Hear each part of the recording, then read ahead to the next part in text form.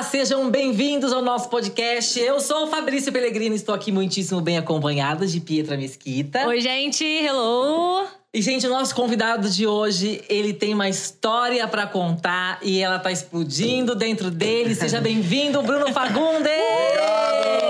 Aê! Bom dia, gente. Desculpa os óculos escuros, vou tirar. Tá isso, tudo bem. Eu tô com cara de sono porque hoje é segunda-feira. Segunda é meu domingo, né? E teve peça ontem. Tive peça ontem, então por isso que hoje é meu domingo. Porque ontem é dia útil pra mim, né? Sim. Teve peça ontem à noite, teve depois bate-papo, depois do espetáculo. E eu Que o estava Fá lá. participou. Eu estava lá, participei, eu fiquei ouvindo.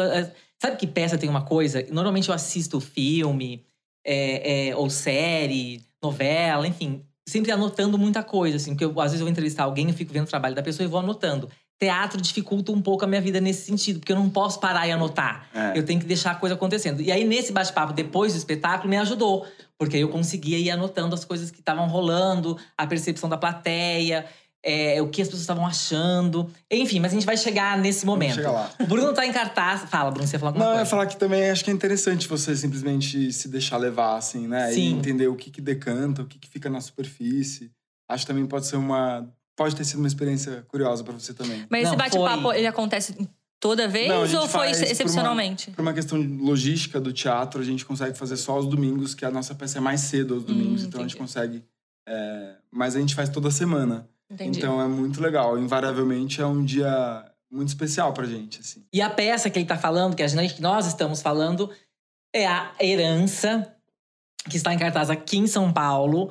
Que acho que provavelmente fica até que dia aqui em São Paulo? Bom, estamos aqui no Teatro Vivo. A gente fica até o dia 30 de abril, ou seja, tem mais 2 semanas de peça. Ai, tá acabando. Tá acabando. Mas calma, gente. Mas calma. Devido ao sucesso, né? A nossa peça fez um sucesso, assim, que eu não tinha vivido na minha carreira profissional até então. Sim. A gente vendeu, nas 2 primeiras semanas, 6 mil ingressos. Porque o público foi e ficou maluco com a peça. Uhum. Que bom, porque eu também, quando vi a peça pela primeira vez, também fiquei maluco. Então, eu percebo que tá tocando Da as mesma pessoas da forma, mesma né? forma que me tocou. Sim. E aí, então, por isso, a gente vai estender para uma nova temporada, que é a partir do dia 1º de junho. A gente tem um hiato no mês de maio, porque a gente não conseguiu pauta. Então, em junho, a gente volta com a peça no Teatro Raul Cortez. Aqui em São Paulo Aqui ainda. em São Paulo ainda. Que vai ser de quinta a domingo também. De quinta a domingo também. Quinta a sábado às 8, domingo às 6. Ok. Nessa eu vou. Que eu não fui, Bruno. Mas tá me O devendo. Fabrício foi me representar, porém, eu vou. Tá bom. Tá bom? E olha Vou cobrar, eu cobro. Por favor, por favor. Pra gente entrar um pouco mais nos detalhes da peça, você falou que quando você assistiu, você ficou muito impactado. Isso foi em 2019, se eu não me Sim. engano. E eu queria saber, em princípio, eu pediria pra você… me conta um pouco sobre como é essa peça, qual é a história dela. Porque eu não me arrisco a contar, porque dou spoilers e porque me Eu confundo. perguntei pra ele, ele falou, Petra, eu não vou te contar, porque senão eu vou te contar a peça inteira. E é sobre isso, não tem E como. especialmente essa peça, ela é muito difícil de descrever em poucas palavras. Porque Exato. é uma obra extensa e é uma obra muito completa no seu potencial de comunicação. E tem muitas histórias acontecendo dentro dessa história, né? E aí eu queria, pra tentar explicar pras pessoas sobre a peça, que você contasse quando você assistiu pela primeira vez, que te impactou tanto essa peça, pra quem você contou, pra quem foi a primeira pessoa que você contou sobre esse espetáculo e como você contou pra essa pessoa esse espetáculo. Nossa, que pergunta inusitada. Bom, eu sou geminiano, comunicador e expansivo. Então, a primeira pessoa que eu liguei foi um amigo meu que me indicou a peça. E não por acaso, na verdade, não é nada por acaso. Ele tá no elenco agora com a gente, porque nada mais justo, né? Uma pessoa que me indicou a peça, eu vi, fiquei obcecado, falei, amigo, você tem que fazer. E aí, assim que deu o primeiro intervalo, eu liguei pra ele e falei, meu Deus, o que é isso que eu tô assistindo, cara? Assim, completamente alucinado com a peça. Então, assim, a minha reação foi uma reação muito entusiasmada. Porque quando eu encontro num texto a profundidade que esse texto tem, os bons personagens, a boa história, um tema que me emociona e que me toca pessoalmente, ainda mais com humor, com inteligência, com reflexão e entretenimento, meu Deus, é um tiro certo, é uma raridade. Então, realmente, fiquei muito entusiasmado com essa peça. Eu me lembro que esse primeiro amigo que eu falei foi o Davi Tapias, que é esse amigo que tá no elenco agora. Mas aí o Davi já conhecia a história. Então vamos pra primeira pessoa que não conhecia a história. Como é que você contou essa história pra pessoa? Nossa, como é que você explicou? Eu não vou Porque assim, lembrar. eu tive essa dificuldade de contar pra Pietra. Foi. Porque eu comecei a falar, falei, não, porque acontece isso. E depois aí o personagem E aí ele do Bruno desistiu faz no meio. Isso, e aí, de repente, entra uma outra questão. E aí eu falei, gente, Bruna, Pietra, ele vai explicar melhor. Tá, eu não vou me lembrar quem foi a primeira pessoa Mas que eu contei. como é que você contou? Mas eu contei, normalmente, quando eu me refiro a essa peça, eu costumo dizer que ela é uma investigação sobre o que é ser gay hoje, desde a década de 80 e até do século passado, passando por todas as intempéries que implica, né, ser gay. Por isso, não à toa ela chama A Herança. É uma herança amarga e abençoada da cultura, da comunidade.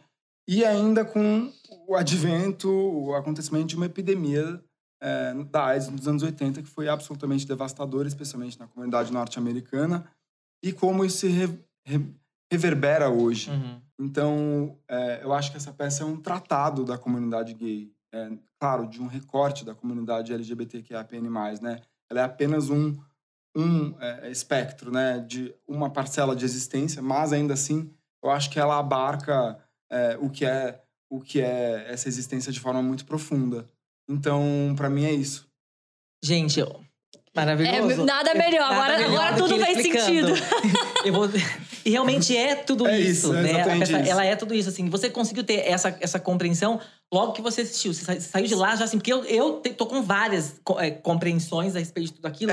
Só que eu tenho a dificuldade de botar isso nessas palavras que você colocou tão organizado. Bom, claro, eu tô aqui num lugar onde eu tô lidando e elaborando a peça há pelo menos 5 anos, né? Então é um pouco mais fácil pra mim colocar em palavras, assim, de uma forma mais sucinta. Mas realmente é difícil, porque a peça é multitemas, né?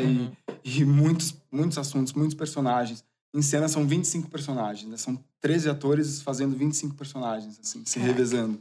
Então é muita coisa acontecendo mesmo. E um desses personagens é um personagem do século passado. Então, assim, e é o E.M. Forster, que é um autor muito importante. E ele escreveu Howard's End e Maurice, que são 2 romances que são referência, assim, né, na literatura mundial. E Howard's End é um livro que tem filme, né, com Anthony Hopkins. Então, assim, eu já conhecia o E.M. Forster, então quando eu vi ele personificado ali no palco, eu já entendi um pouco a proposta da peça, né? E a proposta é exatamente essa. O E.M. Forster, pouca gente sabe disso, porque ele não é um autor tão conhecido no Brasil. Quando ele escreveu Maurice, foi mais ou menos em 1913, ele engavetou. Foi um dos primeiros romances homoeróticos, homoafetivos, assim, que tinha uma relação homossexual e uma relação positiva homossexual, pró-positiva, né? Onde os 2 personagens centrais, tinham uma paixão meio platônica, mas era uma paixão que eles estavam elaborando aquilo juntos. E quando ele terminou de escrever, ele engavetou, porque, obviamente, naquela época, se você anunciasse que você era homossexual, você era morto, né? Sim. Você ia pra forca. Então, ele pediu para um amigo, deu na mão do amigo e falou, publica quando eu morrer. E aí, ele publicou em 1970 e poucos. E assim foi feito, depois que ele morreu. E assim foi feito, depois que ele morreu, é um romance póstumo. E foi absolutamente revolucionário. Só que imagina o quão revolucionário teria sido se tivesse sido publicado em 1913. Então, esse contexto existe na peça. Por isso que a peça, não à toa, começa. Ele tem uma história para contar, está explodindo dentro dele, mas como ele começa? E aí, esse autor é personificado e ele ajuda esses 12 jovens a contar essa história, só que com as suas devidas atualizações. Né? Esse autor fica em cena, né? E ele funciona como uma espécie de narrador, só que o que é trazer a história dele, a vivência dele, desse autor, para jovens de 2015, 2016, que é quando a peça começa, né? Mas, assim, é difícil mesmo, porque a peça vai de 2015 a 2022, né? Em cena. E são 6 horas de apresentação. São várias histórias ali também junto. Então, assim, é uma vida, realmente é uma vida, né? Ela fala sobre a vida. E embora seja difícil da gente colocar isso em palavras pra explicar, né? Ela é muito acessível para assistir. A gente não tem essa complicação para assistir, né? Porque e ela tem essa coisa de 6 horas, que a gente também vai falar sobre isso, mas para assistir todo mundo fica pensando, meu Deus, 6 horas numa peça, como é que eu vou assistir? Eu vou te dizer, eu poderia ter ficado lá às 6 horas num dia só e Ele falou tudo. mesmo. Eu ficaria tranquilamente assistindo, assim, por 6 horas. Porque você vai embora e eu assisti numa quinta-feira a primeira parte, a peça dividida em 2 partes, e no domingo a outra. Eu falei assim, mas pra que eu fui fazer isso? Por que eu não botei, encaixotei ali no negócio, gente? Porque eu assistiria tranquilamente às 6 horas ali da peça, porque você quer saber o que vai acontecer, assim, né? Que E aí, delícia. e a segunda parte… não posso ficar falando. Senão ele vai dar spoiler, gente. Não, Ele mas vai o que eu dar acho, spoiler. só pra complementar o que você falou, assim, é muito legal, porque as pessoas saem da parte 2 falando, cadê a parte 3? Eu falo, meu Deus, chega. Querem me enlouquecer, né? Você fez isso? Você saiu falando da parte 3 ou Não, não? se tivesse, queridinha, eu tava Tava lá lá, agora tranquilo. assistindo já a parte 3. Então é muito legal, acho tudo isso muito acertado do autor. Primeiro que a dramaturgia do Matthew Lopez é impecável, né? Acho que a peça, ela realmente equilibra perfeito, assim, a poesia da peça, né? Junto com essa acessibilidade, assim. É um texto que corre, os personagens são muito bem escritos, você fica apaixonado pelos personagens, você conhece profundamente os personagens. E acho também que isso só é permitido porque você tem tempo, né? E acho também muito político e muito interessante isso da peça. Eu acho que a premissa da peça é meio que essa. Para uma cultura existir e ser respeitada, ela precisa de uma boa história. Então senta aí, você vai ver uma boa história gay. Só que para você compreender um pouquinho mais de profundidade essa comunidade, e talvez você tenha virado os olhos durante muito tempo, você precisa de um pouco mais do que 1 hora. Então, a peça é muito política nesse sentido. E quando você ouve, né, que são 6 horas, eu acho que o público pensa, será que precisa de 6 horas para contar uma história dessa? E no fundo, você percebe que poderia ser 9. Mais, né? O Matthew, quando escreveu, ela era mais longa, né? Exatamente, eu até disse isso no bate-papo. Eu tive acesso a umas entrevistas dele e ele disse que ele escreveu a peça sem nenhuma preocupação com limitações, assim. Ele não pensou Ele em só tempo. foi, né? Ele foi escrevendo. Então, que originalmente a peça tinha quase 9 horas de duração. Ele foi escrevendo. E aí depois, obviamente, ele falou, não é possível, eu vou ter que editar. E aí ela chegou em 6 horas de duração, ou seja… Realmente era pra ser 3 dias, né? Exatamente, acho que tinha muita informação, né? Muita coisa que precisa ser levantada. E são milênios de silenciamento, né? São milênios de histórias que foram absolutamente apagadas. Eu acho que a nossa peça também exerce uma função de reparação histórica de pessoas que tiveram seus futuros interrompidos, suas vidas cortadas ao meio, ou menos do que a metade também, por conta da epidemia. Então, acho tudo isso extremamente forte, potente, e necessário, né? De dar e que voz, bom né? que a gente está se dando a permissão de ficar mais do que 1 hora no teatro, de ficar mais do que 15 segundos num Instagram, entende? Eu acho que nesse sentido também ela é política, porque a gente está na era da velocidade, do imediatismo, tudo tem que ser rápido, tudo tem que ser agora. Meu Deus, se eu não engajar em 3 segundos, meu vídeo já era. E de repente a gente está vendo, eu estou vendo isso, né? Plateias absolutamente diversas, super jovens, tem gente de toda a idade lá, tem gente que não é da comunidade LGBTQIAPN+, e que sentam e ficam 6 horas com a gente sem encostar no celular e sem olhar no relógio. Isso, para mim, é a revolução do teatro, é a revolução, né, da contação de uma boa história, e é o que nos torna humanos, e é o que faz a gente se unir ainda hoje, né, em tempos tão loucos. E o sucesso que tá fazendo, né? Exato, bizarro isso. eu tô podendo dizer isso pelo sucesso, sabe? Porque as pessoas estão indo lá assistir e saem de lá com essa sensação, meu Deus, se tivesse mais 3 horas eu assistiria. Eu assistiria de boa. Então, assim, isso pra mim é não só um motivo de realização pessoal e profissional muito grandes, mas também um motivo de, caramba, venci, sabe? Tipo assim, a gente conseguiu. Porque a função do meu trabalho, se não for essa, pra mim, não tem razão nenhuma de existir. Eu refuto absolutamente qualquer status ou, enfim, nomeação de, sei lá, celebridade. Eu não tenho nenhum interesse nisso. Eu não tenho nenhum interesse em alimentar muito esse sistema e a fábrica de celebridades e de likes. Eu quero tocar as pessoas com o que eu faço, sabe? E me comunicando e, enfim. Acho que a parte 2, especialmente, ela tem esse potencial. Essa consciência que você tem do que você quer fazer com o seu trabalho, de tocar as pessoas, sempre existiu? Ou você foi entendendo isso à medida que você foi amadurecendo como ator? Não, eu fui entendendo, né? Eu acho que todos nós, assim, somos um pouco mergulhados e afogados, sufocados pelo que está à nossa volta, né? Acho que tem vários momentos que a gente fica um pouco em dúvida ou cede, né? Ou fica meio querendo algo que a gente não tem, né? Então, obviamente, isso já encheu muito os meus olhos. Mas aí, ao longo da minha trajetória, eu percebi que o que me preenche de verdade é fazer o que eu tô fazendo agora, sabe? É entrar no palco e sair 3 horas depois. Ontem, por exemplo, um senhor... Desculpa, senhores, mas para mim, eu acho que ele é um senhor de 70 anos. muito jovem, mas assim, enfim, ele veio me dar um abraço e ele começou a chorar, assim, copiosamente. Ele começou a chorar e ele falou, obrigado por você transformar minha vida nesse momento, assim. Eu tô Nossa, que saindo forte, daqui né? diferente de como eu entrei e vou te dar um presente. Ele me deu um botãozinho com um arco-íris escrito Nossas Vidas Importam. Aí eu comecei a chorar junto, a gente se abraçou. Uma pessoa que eu nunca vi, uma pessoa que eu não sei qual que é a vida, qual que é a dor, qual que é o filtro. E de repente, a gente promoveu um momento de conexão ali que, de que outra forma eu ia conseguir viver isso, sabe? Então, é isso que eu quero fazer com o meu trabalho. E cada vez eu só descobri isso fazendo, sabe? Eu só descobri isso me arriscando e fazendo essa ousadia teatral. Acho que essa é a ousadia teatral mais maluca mesmo que eu já vivi na minha carreira. E aí, de repente, quando você olha o like do Instagram e o engajamento, fica tão pequeno, né? Nada contra, obviamente, eu faço parte também dessa engrenagem. Mas quando eu olho ali e falo, nossa, meu vídeo do Reels fazendo transição de roupa não performou. Hã? Mas a herança está performando.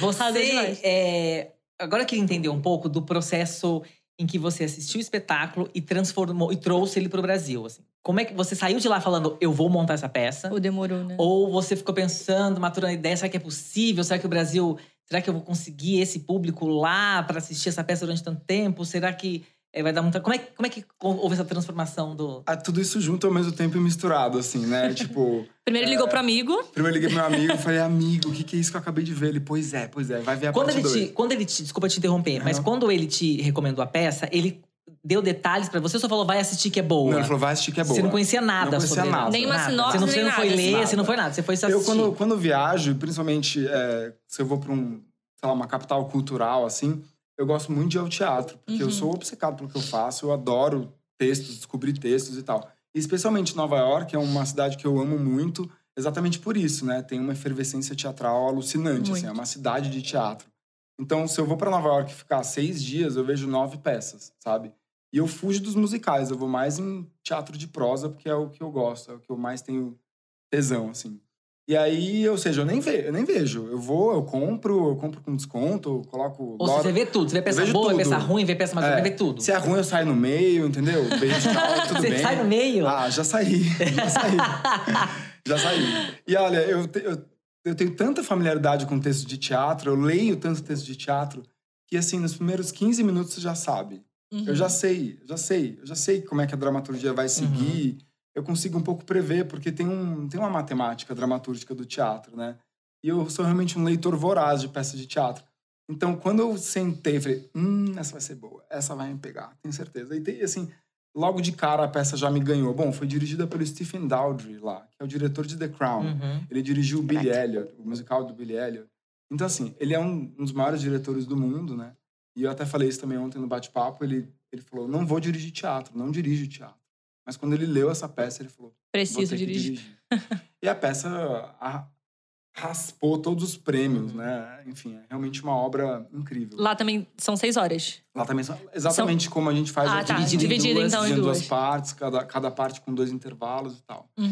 E aí, eu não me lembro qual foi a sua pergunta. E aí, como é que você transformou? Você teve a ideia de trazer isso pro Brasil? Daí, então, foi tudo isso junto e misturado. Quando eu terminei, eu falei, meu Deus, adoraria fazer isso, quero fazer isso, mas será que é possível? Será que o público brasileiro conseguiria absorver isso? Ou teria vontade de ver uma peça de 6 horas? A gente sabe que a frequência média de um público do brasileiro médio, a frequência do brasileiro médio ao teatro é uma vez ao ano. É muito baixa. É pouco. Né? É muito baixa. Então, e ainda mais, com todos esses, o que seria, na minha cabeça, agravantes, né? Ou complicadores, assim, né? 6 horas, uma peça gay e tal. Cara, foram várias perguntas que surgiram na minha cabeça na hora, mas eu fiquei um pouco obcecado, assim. E eu tenho um tino bom. Quando eu fico obcecado é porque tem alguma coisa aí, sabe? Aconteceu isso comigo com mais outras 2 peças. Uma foi Vermelho, que eu acabei fazendo com meu pai. E a outra foi Tribos, que a gente fez logo em seguida. Tribos eu também vi na Broadway e fiquei absolutamente alucinado. Foi o mesmo processo. Fui atrás dos direitos, a gente levantou, montou, e aí fiquei 3 anos e meio em cartaz com Tribos. Então, a herança foi mais ou menos assim, né? Obcequei, fui atrás. E aí o Zé Henrique de Paula, que é o diretor da peça, e meu sócio produtor comigo, ele já estava em negociação. Ele também já tinha visto, também tinha ficado obcecado e já estava em negociação com o autor. Ele já tinha mandado um e-mail para a agência. E aí, eu mandei uma mensagem pro Zé porque eu pensei nele na peça. A gente já tinha trabalhado juntos e tal. E ele falou, Bruno, segredo aqui, já tô me movimentando para isso. Eu falei, cara, então me coloca nessa jogada, porque eu vou fazer essa peça de qualquer jeito. Nem que eu fique no fundo, atrás, nem que eu faça só produção. Por favor, quero estar envolvido. Ele falou, fechou. E aí passou mais ou menos um ano, a gente em negociação. Ele me incluiu nas negociações, a gente ficou um ano negociando, até que um dia chegou o momento de agora, vai ou racha. E aí a gente entrou de cabeça. E aí essa negociação, vocês negociam com quem? Com a gente? Existe imagina, o Matthew Lopez, ele ganhou o Tony, ele foi o primeiro dramaturgo latino a ganhar um Tony Awards, que é o Oscar do teatro mundial, né? Então a peça tava super hypada. Então você fala com um representante, que fala com um agente, que fala com ele, enfim, é todo um esquema... Um processo, né? Um esquema louquíssimo, assim, de aproximação com o autor. E aí tem toda uma investigação de quem é... Quem é você? Nós, né? Quem somos nós? Por que a gente quer fazer? Qual seria o tipo de público que a gente acha que vai atingir? Enfim, tem toda uma investigação extensa de currículo, formação e tudo. E depois dessa análise, eles veem se eles topam ou não, mediante um pagamento. Claro, né? E não é barato. Tem que ter, né? Então, assim, tem todo esse processo. E aí a gente foi aprovados e veio a pandemia. E aí, quando veio a pandemia, por sorte, a gente, no contrato, os americanos são muito precavidos, né? Como a gente sabe. Tinha uma cláusula lá, em caso de força maior, como, por exemplo, uma pandemia... que a gente nunca vai imaginar. Que a gente nunca vai imaginar. E que, no caso, né? Vocês podem prorrogar esse direito. E aí foi exatamente o que a gente fez. A gente usou essa cláusula para ficar com a peça na mão. Entendi. E deu certo. Só que a gente tinha até 2023 para estrear essa peça. Então, assim, o universo conspirou de uma forma absolutamente perfeita. Porque até ano passado eu tava gravando uma novela no Rio de Janeiro, maluquíssimo, fazendo um personagem super doido. Diferente, super né? Diferente. Tóxico e tudo mais. Exato. Então deu super certo, assim. Foi um encaixe perfeito. E é legal também porque as pessoas voltaram com muita sede de teatro, de cinema, né? Da pandemia. A gente vê que o pessoal tá realmente querendo consumir mais, digamos assim. Eu andei especulando isso, assim. Será que se fosse pré-pandemia ela ia funcionar tanto? Talvez não, sabe? Porque a gente, acho que não só entendeu, né, a importância e quanto essas obras podem fazer parte da nossa vida, né, na pandemia, como a gente voltou um pouco ávido, assim, para se reconectar, eu acho. Então foi um conjunto, uma tempestade perfeita. E aí, quando você decidiu vamos fazer, dar tudo certo. Quando é que você escolheu fazer o Eric? Como é que você decidiu que era o Eric que você ia fazer? Que pergunta boa, porque a princípio eu queria fazer o Toby, né? O Toby é um dos melhores personagens da peça, assim. E aí, falei, quero fazer Toby. E conversando com o Zé, a gente começou a especular elenco, né? E formação de elenco. Ele falou, Bruno, você não é o Toby. Muito bom, direto. Aí o mundo já caiu ali, né? Ele falou, você é o Eric. Eu falei, o Eric, será? Porque o Eric, ele é um personagem muito difícil, exatamente por essa razão. Eu acho que ele quase... Ele é um personagem limítrofe, assim. Ele corre o risco de virar aquele bonzinho chato, sabe? Ou aquele protagonista, sabe? Que você fala, ai, meu Deus, lá vem ele de novo. Sim.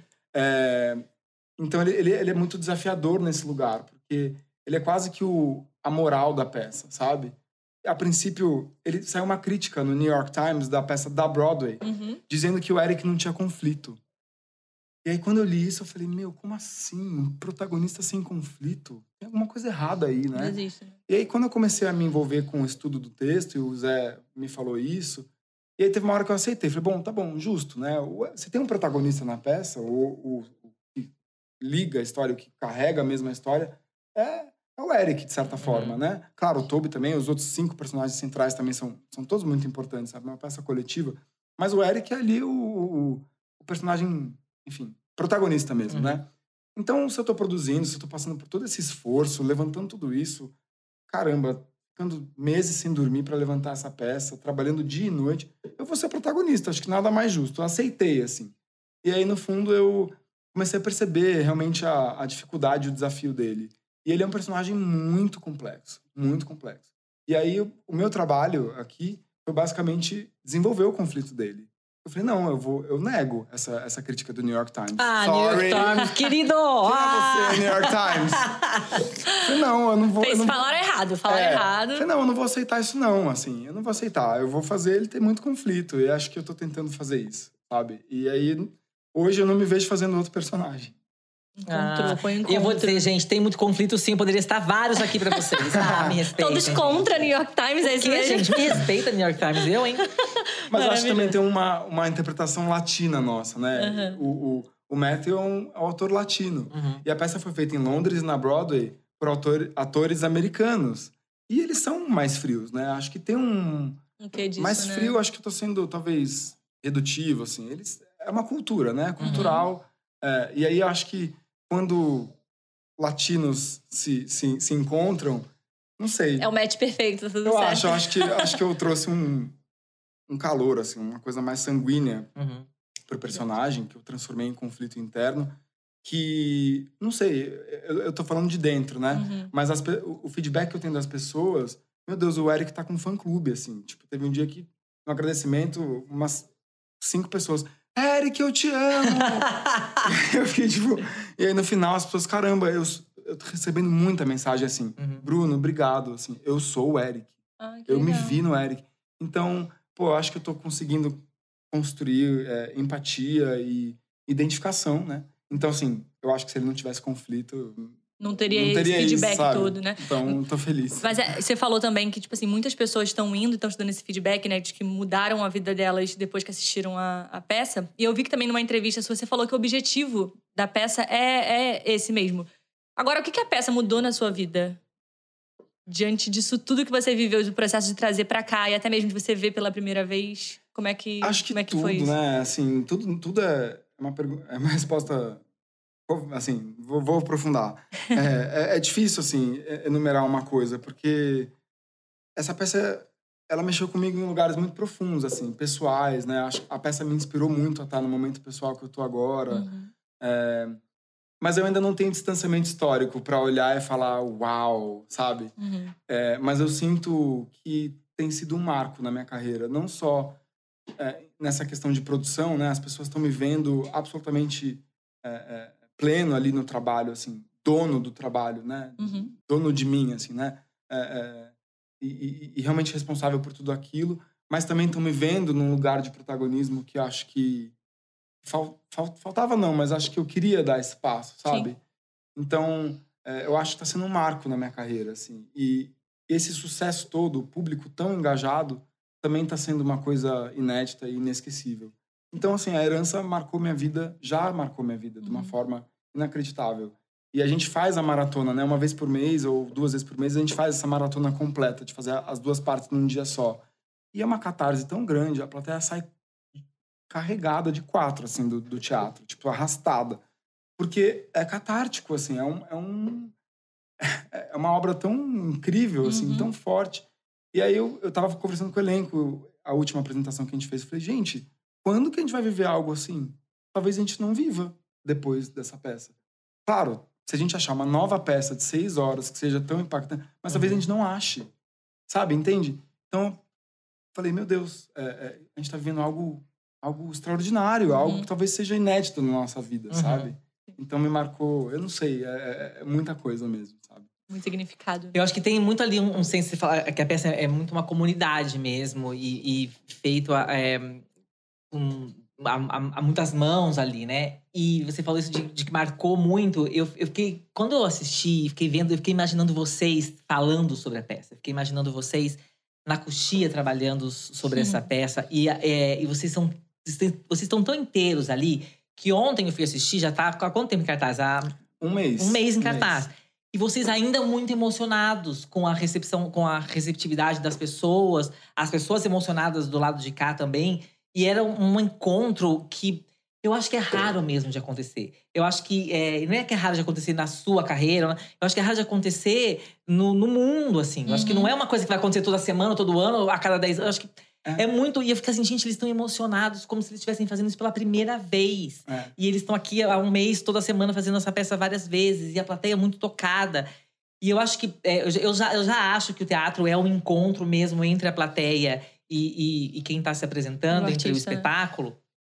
Porque as pessoas que estão ali, elas já vão, eu acho, muito predispostas a receber Uhum. e se envolver. Assim, e já acho incrível. E quando essa conexão acontece, da maneira como tem acontecido com essa peça, é muito emocionante, assim, Uhum. gente. É até meio indescritível, É. assim. Essa peça, ela é uma homenagem ao teatro. Uhum. Ela é uma homenagem à contação de história. A gente, biologicamente, desde o Homo sapiens, né? E eu falo isso do livro, né? Do Sapiens. Ele fala isso, que a gente só desenvolveu, a nossa espécie só desenvolveu porque a gente tem a habilidade de sentar em volta de uma fogueira e contar como é que foi seu dia de caça. Uhum. Ou seja, biologicamente, a gente é constituído para contar a história. E aí, essa peça, ela é só isso. Uhum. Se você parar para lembrar, não tem grandes pirofagias, coisa que desce, coisa que sobe. Não tem muita trilha sonora. Tem uma trilha maravilhosa, original, composta pela Fernanda Maia, mas, assim, ela é pontual, não é uma coisa, assim, que carrega a peça. Então, assim, é só texto e atores. Então, ela é uma homenagem ao teatro também. E o teatro, portanto, assim, e pelo que você falou, e eu concordo 100%, é o último reduto de humanidade. Uhum. Porque a gente está na era da inteligência artificial. A gente não está produzindo mais nada com as próprias mãos e, de repente, a gente, né, se encontrar e ter um momento de catarse mesmo Uhum. e de emoção juntos. Onde mais a gente viveria isso? Em comunhão e em grande escala, né? Uhum. Grande escala que eu digo, que não é de Sim. 1 a 1, né? Muitas Tem lá, pessoas. potencialmente, 400, 500 pessoas que estão vivendo aquilo juntos. Onde a gente viveria isso? Com tempo, com respiro, sabe? Então, é só o teatro que conseguiria fazer isso. E as pessoas falam, pô, essa peça devia ser uma série. Não. Uhum. Não, ela tem que ser... Ela é feita para o teatro. Ela é feita para gerar isso, causar isso. Então, realmente, eu acho que não acontece todo dia. E a gente, de fato, tá realmente emocionados. Porque a gente vê essa... É efêmero, né? Porque mesmo que a gente repita o mesmo texto... E mesmo que a mesma plateia voltasse num outro dia... E, curiosamente, é o que acontece, né? Ela volta para a parte 2. Quem viu a parte 1 volta para a parte 2. Voltou diferente. Porque você dormiu, você refletiu, você passou por uma outra coisa, você viu, sei lá, uma outra referência. Então, assim, é o efêmero. É o momento que nunca mais vai se repetir. E, de fato, nunca mais vai se repetir. E acho que isso tem uma potência tão grande, assim, de construção, sabe? Construção simbólica, construção abstrata, de capacidade de abstração e de renovação de sinapse e de se transformar mesmo, sabe? Sim. Que acho que tem que ser celebrado e tem que... porque o teatro, é por isso que o teatro é milenar. Uhum. Por isso que o teatro existe desde a Grécia Antiga. Porque ele tem esse poder mesmo. Galera, tem um recadinho aí pra vocês, a gente já volta. Você sabe como Dom Pedro chegou a São Paulo? Qual foi o trajeto, por quais estradas e cidades ele passou? O que havia de mais interessante? No livro As Margens do Ipiranga, Rodrigo Trespac nos leva através do tempo, voltando 200 anos e narrando uma parte apagada da história do imperador português. À venda nas melhores livrarias. Ei, voltamos, gente. A Pietra mastigando essa jujuba dela no meu Pode ouvido, deixar. maravilhosa. A SMR aqui na... Mais um pra você, Gustavo, tirar na edição. Eu gosto de ruído, vai lá. Eu falei anteriormente sobre a coxia, eu queria que você me falasse sobre a coxia agora. Como é que vocês fizeram esse processo? Foram 2 meses ensaiando. Eu já vi você falando que é um tempo muito curto para uma peça tão longa. É um tempo muito curto, inclusive, para uma peça num horário mais tradicional, né? Com um período mais tradicional. Mas queria saber como é o envolvimento de vocês. Se tem muitas discussões, se estava todo mundo muito empolgado, se alguém se empolgou a partir de algum momento. O que acontece nessa coxia de vocês? Foi muito legal esse processo, porque a gente montou esse elenco, assim, super rápido, né? A gente foi juntando... Tinha pessoas que eu sabia que tinham que estar no elenco, tipo esse meu amigo que me indicou a peça. Teve um outro que tinha me falado da peça também, que é o André Torquato. A gente foi montando, assim, o Felipe Hintze, que é meu irmão, assim. A gente foi juntando e aí, de repente, a gente foi compondo esse elenco de acordo com os personagens. E aí, assim, a primeira vez que a gente leu a peça foi uma emoção tão grande, sabe? Leitura, assim. A peça, ela tem um formato de romance, se você tentar lembrar, assim. Então, parece que você tá lendo um livro em comunhão, sabe? E a gente imediatamente já ficou maluco, assim. E é muito difícil... No começo, era muito difícil vender essa peça. Tipo, chegar pra alguém e falar assim, então, eu queria te chamar pra uma peça. Só que assim, ela tem 6 horas. Dividido em ela duas. tem 89 cenas. Ela tem 350 páginas de texto. A pessoa fica assim, quê? Então, assim, é muito engraçado, porque as pessoas meio que não acreditam até ler, sabe? Só que depois que lê, fala, meu Deus, que eu quero fazer. Então foi muito isso, assim, que aconteceu com o elenco de forma geral. Só que, imediatamente, o Zé, ele é um diretor incrível, porque ele é super assertivo e ele tem uma tutela muito doce, assim. Ele é um cara que sabe muito montar grupos e criar harmonia, assim, nesse grupo. Então, ele tinha toda uma organização. A gente teve que baixar, pra você ter uma noção. A nossa produção baixou tipo uma planilha de AD de cinema pra gente conseguir organizar as cenas. Porque o volume é tão grande de cena, o volume é tão grande de atores, a gente teve que baixar esse software, assim, pra se organizar no ensaio. A gente fazia um ensaio escalonado, então montava uma cena embaixo, montava outra cena no andar de cima, assim, a gente se dividia em salas, depois juntava, foi tipo um Frankenstein, assim, o nosso ensaio. Porque é um volume muito grande, a gente teve que correr no começo, porque 6 horas é um monstro, assim, pra se levantar. E aí, eu me lembro que a gente, nas 2 primeiras semanas, levantou 3 horas de peça. Gente, isso, eu não sei se o público, se quem não é ator tem noção do que é isso. A gente não tem. Não tem. Porque levantar é tudo, entendeu? Levantar é você decorar o texto, fazer sua marca, sentar na mesa, levantar, mexer, fazer tudo. Isso em quantas semanas? Em 2 semanas. 2 semanas. Em 2 semanas a gente fez 3 horas. Isso é um volume de concentração e de absorção de tarefas tão absurdo que acho que é meio sobre-humano mesmo, assim. Só que a gente estava muito movido pela história, sabe? Pela peça. Então foi um elenco assim, estelar, tipo, um elenco muito preparado para isso. A ferramenta, o cinturão de ferramentas de cada um tava muito afiado, assim. E a gente correu. E se a gente não tivesse feito assim, não teria dado tempo, sabe? E além disso, você é produtor da peça. Nossa. Ou seja, você tem que lidar com toda essa parte artística, mas com a parte da produção. Tudo. Como é que você consegue rapidamente se desligar? Porque são ferramentas diferentes que você precisa acessar. O ator ali tá envolvido com o sentimento dele, com as emoções. E o produtor precisa ser mais racional. Ou tô errado? Não, tá certíssimo. E aí, como é que você consegue desligar rápido de um pro outro pra acionar e… É meio tudo junto isso? também, assim. Conciliar. Eu tô em cena, fazendo a cena ali, chorando. Daí eu olho e falo, meu Deus, aquela mesa precisa de manutenção. É isso, entendeu? Muito bom! É isso. É exatamente isso. Já E aconteceu… não tem como colocar de forma melhor, assim. Porque é o tempo todo isso, entendeu? Tipo, caramba, por que aquele LED não acendeu? É mentira, você consegue fazer isso? Juro por Deus. E ao aí mesmo volta tempo pro a cena tá personagem. ali Ao mesmo tempo tô falando. em cena. Gente, surreal. É assim. E da mesma forma você consegue reparar nas pessoas na plateia, em Tudo. reações da plateia? Eu consigo. Tem momentos que a gente fica fora de cena, né? Mas em cena. A gente fica no palco, né? Então eu dou aquela roubadinha de olho, assim, falo… olha, uma pessoa dormindo ali. Olha. Mentira! Dá pra ver tudo. Mas isso não atrapalha? Isso que eu ia falar. Eu tenho uma certa estrada já, assim, do teatro. Então eu não me afeto muito por isso, assim, sabe? E ao mesmo tempo…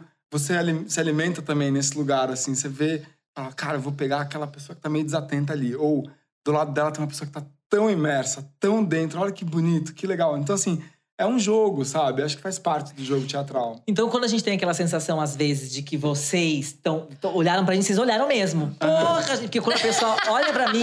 Olha pra ferrado, mim, né? não, eu já fico assim, ai, gente… Será que… Eu tava no meio da nervoso. cena, daí eu vi uma mulher levantando o celular, assim, pra tirar uma foto. Eu, na hora, E eu fiz vi tudo. essa mulher, eu vi. Você viu? Vi. Na hora, eu fiz E não foi tudo. rápido. Não. Daí ela viu que eu olhei, daí o namorado dela fez… Deu uma cutucada nela, assim, e ela abaixou. Mas enfim, a gente vê tudo.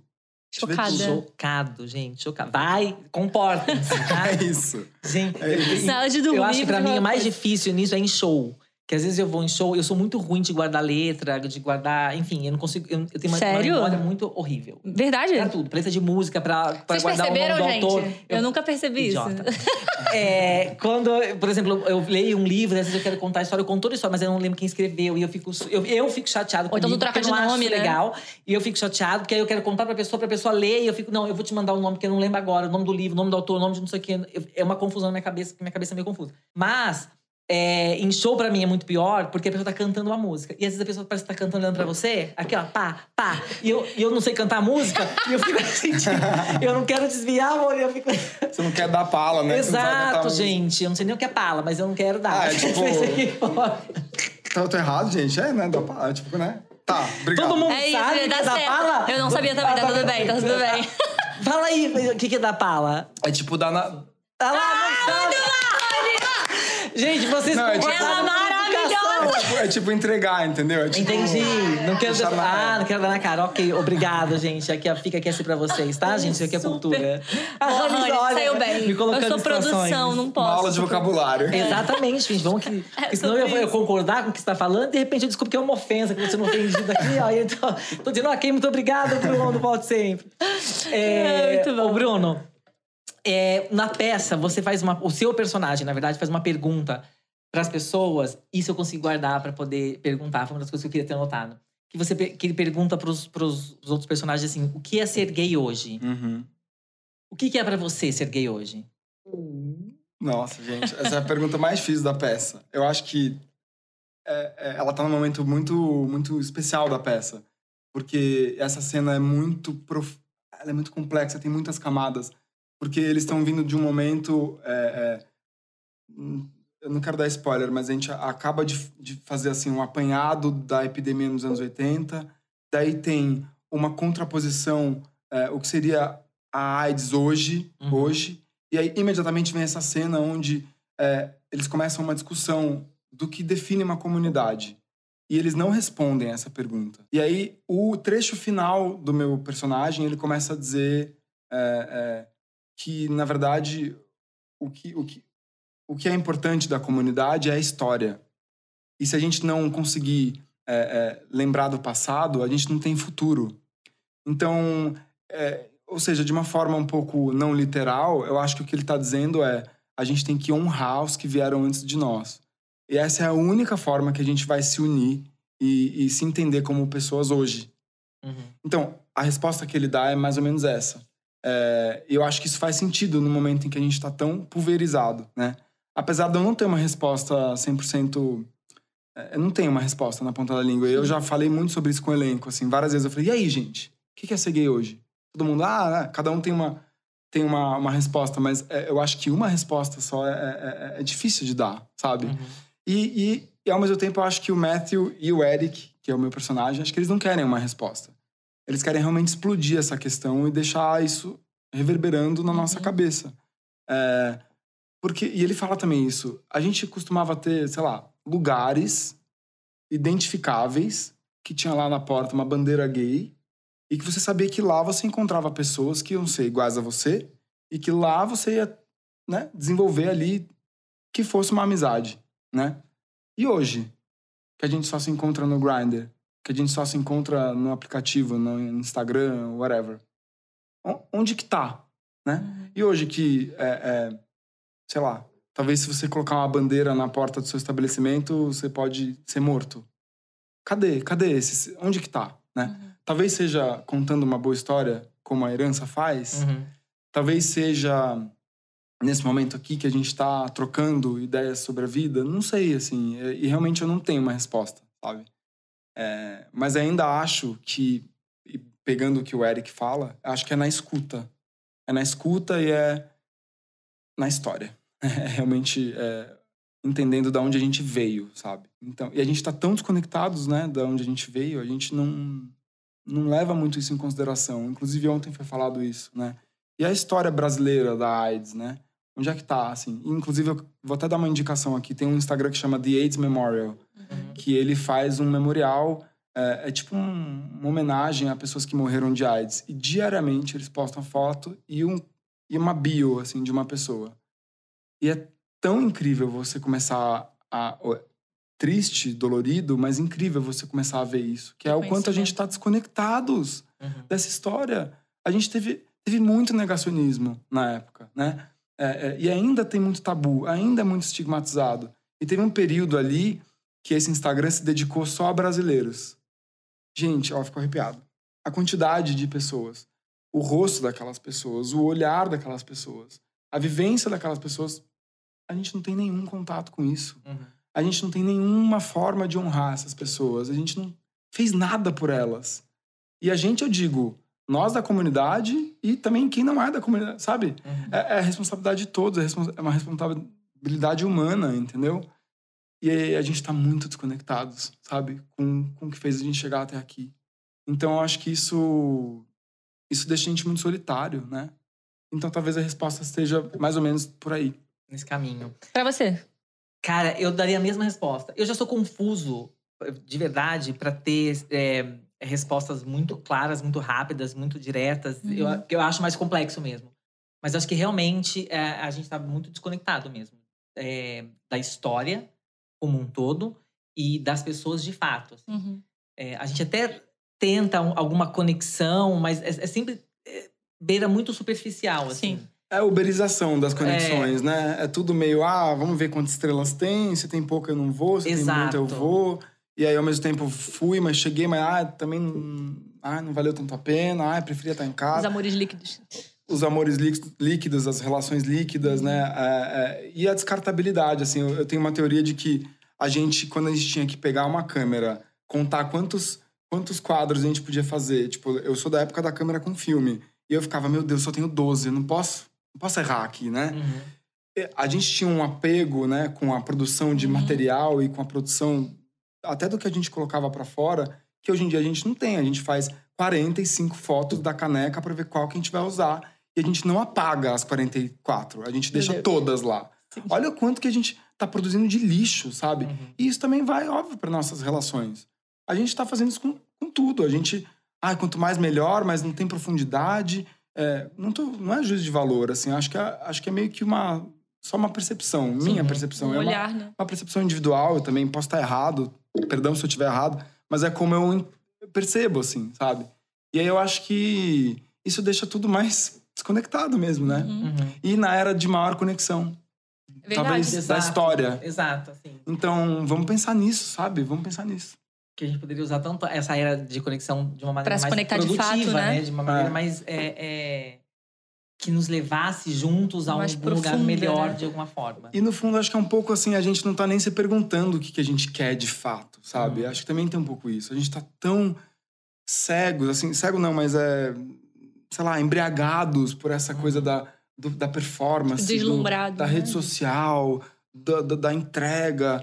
A gente tá tão embriagado nisso que a gente esqueceu do que a gente quer mesmo. E quando às vezes a gente se pergunta muito, a gente é meio que levado a não se questionar demais. Do tipo, não, vamos resolver, sabe? Entorpece aqui, ó, toma essa jujuba aqui, brincadeira. Que vai resolver, sabe? E aí, toca, exato, né? E bora, segue, exatamente. Gente, bizarro, parece pensar. Eu não tenho a menor ideia de onde essa conversa vai parar, porque a gente tá muito profunda aqui. Uau, tô mesmo. Gente, eu sou geminiano, se deixar eu vou. Mas é bom mesmo. Mas acho que esse espaço é realmente pra isso, assim.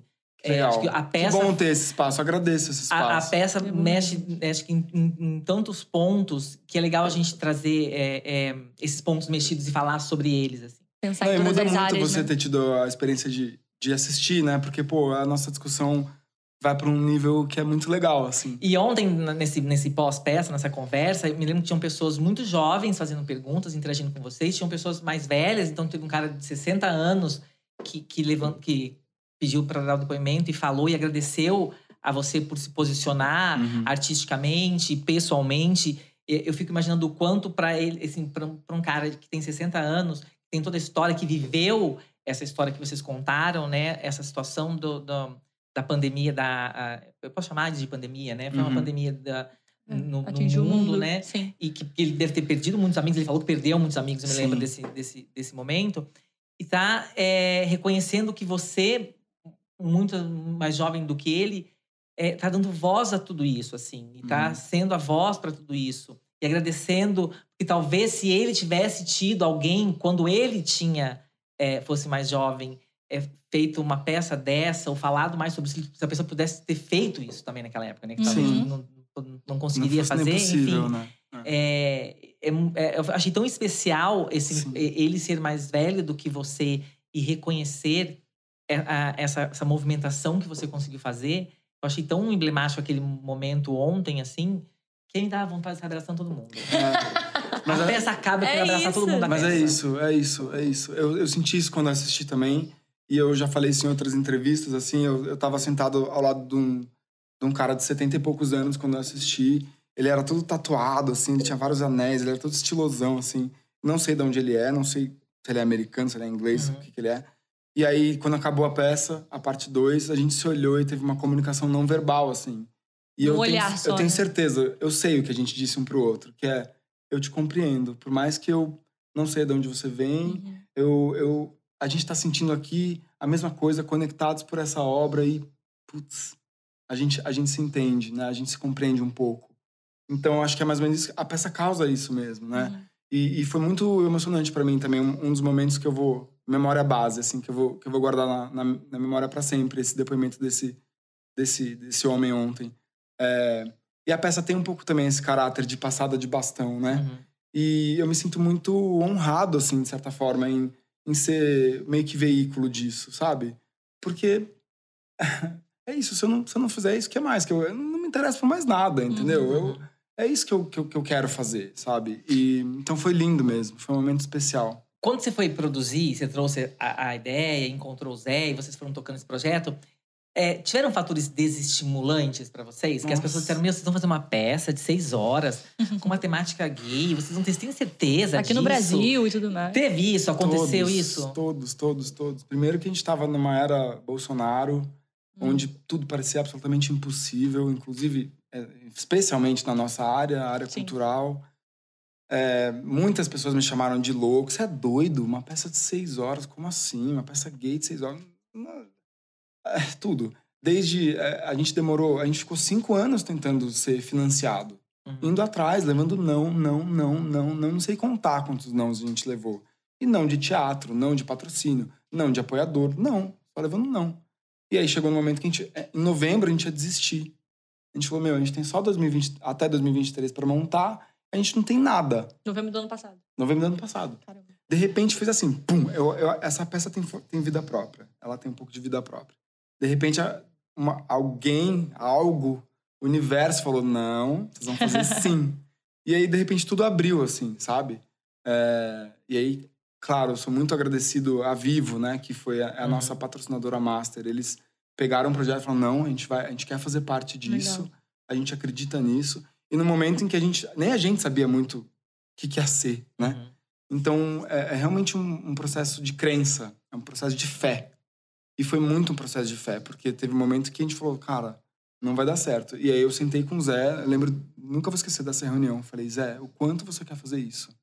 Ele falou, Bruno, eu faço a peça, nem que seja uma lanterna e uma cadeira. Eu falei, eu também. Então bora. Foi um momento que a gente tava assim, quase desistindo, sabe? Assim, muitos momentos de tipo assim, caramba, vai dar errado. E deu certo. E tá dando. Não, gente, tá legal. É mágico. E vai continuar, porque tem muita gente, eu lendo em alguns lugares que vocês foram na entrevista, depois lendo os comentários das pessoas, muita gente fala assim, poxa, eu queria que essa peça viesse pro Rio, eu queria que essa peça viajasse, e eu sei que é complexo, você já falou isso, de que, é um elenco muito grande, né? É uma estrutura muito grande. Mas eu quero que a peça viaje. Porque eu quero que as pessoas cheguem. Eu vi também ontem que tinha gente de fora que vem assistir a peça aqui em São Paulo. Então, mas eu gostaria muito que ela viajasse. E eu fiquei, poxa, gente, tem tantos mega shows que tem muito mais gente no final das contas. E as pessoas conseguem levar. Eu entendo que a temática, o tema da peça... eles têm muito mais... No fundo, é uma questão de grana. Eles têm muito mais patrocínio, né? Exato. Tipo, a gente não tem. Exato. A gente, por conta do Bolsonaro, acho que é interessante dizer isso, porque as pessoas também não sabem. A Lei Rouanet, ela é uma ferramenta muito importante para a manutenção cultural do nosso país. E o Bolsonaro colocou um teto da Lei Rouanet. Acho que de acordo também por causa de tanta falácia que foi criada em volta, né? Transformou, assim, a opinião pública... fez com que... Eles fizeram com que a opinião pública acreditasse que nós somos os vilões.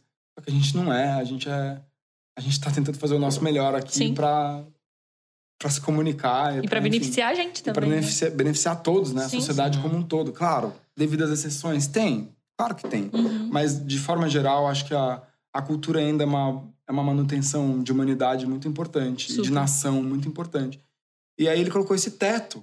Ou seja, além de tudo, a gente captou a nossa peça ou seja, o valor máximo que a gente foi aprovado a captar, por causa do teto do Bolsonaro, foi muito baixo. Foi para uma peça de 6 atores.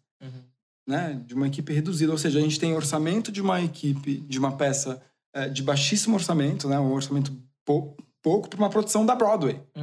Ou seja, as limitações são absurdas, assim. A gente teve que fazer malabarismo para conseguir montar. E são diretamente 35 pessoas envolvidas. É muita gente. Então, imagina, 35 pessoas envolvidas são pelo menos 16 quartos de hotel, se tiver cada um em 2 pessoas por quarto, entende? Mas enfim, eu quero muito viajar também. Eu não medi esforços até agora para fazer essa peça. Eu não vou medir esforços para fazer uma turnê. As minhas 2 últimas produções, eu fiz 38 cidades no Brasil. Então eu quero manter isso. Quero fazer de novo. Vai ser muito legal. Eu acho Pode falar. que o país merece, sabe? As nossas cidades, elas merecem, as pessoas merecem. Que legal. Eu fico feliz em ouvir isso, porque é estimulante também, sabe? Entender que o potencial de comunicação dessa peça também pode atingir, sei lá, municípios menores, né? Ou, enfim, cidades que não são eixo cultural, Rio, São Paulo. Mas vamos dar jeito. Vai dar bom, por favor. Não quero pressionar, desculpa. Não, tudo bem. Eu já tô com isso na cabeça. É que tem tanta gente te pedindo isso, eu ouço as pessoas falando tudo isso. Eu pensei assim, não vou falar sobre isso, mas é que eu acho realmente que nosso país merece, sabe? Acho que dá orgulho na gente assistir, saber que tem artistas empenhados ali. Acho também que essa catarse que acontece das pessoas estarem super emocionadas, vocês no palco, as pessoas aqui, porque além de se conectarem, além de tudo isso, acho que todo mundo que tá ali envolvido assistindo e fazendo sabe o quanto é difícil fazer, o quanto não é fácil, o quanto não é simples, o quanto já não é fácil uma peça de 1h30, 2 horas. Imagina uma de 6 horas, ou seja… Sim. O que você ia perguntar? Não, eu ia perguntar se com o novo governo mudou alguma coisa pra vocês, ou não tem… Ou é muito recente ainda? Como é que funciona? Mudou, porque afinal a gente tem o Ministério da Cultura agora, né? Sim. Então tem gente olhando pra isso. Até março desse ano, a gente estreou dia 9 de março. Até 20 de março, mais ou menos, a nossa verba estava bloqueada. Por conta do governo passado. Ou seja, a pouca verba que vocês conseguiram captar estava bloqueada, é isso? Eu paguei no meu bolso. Eu tava pagando tudo no meu bolso. Sabendo que eu ia ter um reembolso em algum momento, né? Então, assim, só pra vocês terem uma noção, a gente não só teve um governo que dificultou, ele foi anticultura mesmo. Anticultura. E a gente fez tudo absolutamente certo, tudo correto. A gente buscou a aprovação que era absolutamente necessária. A gente fez um projeto extremamente redondo. Mas tinha uma agenda mesmo, anticultura. Então agora melhorou muito. Só da gente ter um ministério. E o nosso projeto estava lá, aprovadíssimo, correto, super redondo. Alguém pegou aquilo e falou, o que é isso? Um projeto aprovado, com Pronac, com tudo certo, todo redondo, com gente conhecida, que tem uma iniciativa de democratização de acesso, que tem um valor bom de ingresso, tudo certo. Por que isso está travado? Não, vamos liberar na hora, liberou. Só que foi em março. A gente estava já estreando a parte 2, assim, alucinado, sufocados. Sim. Uhum.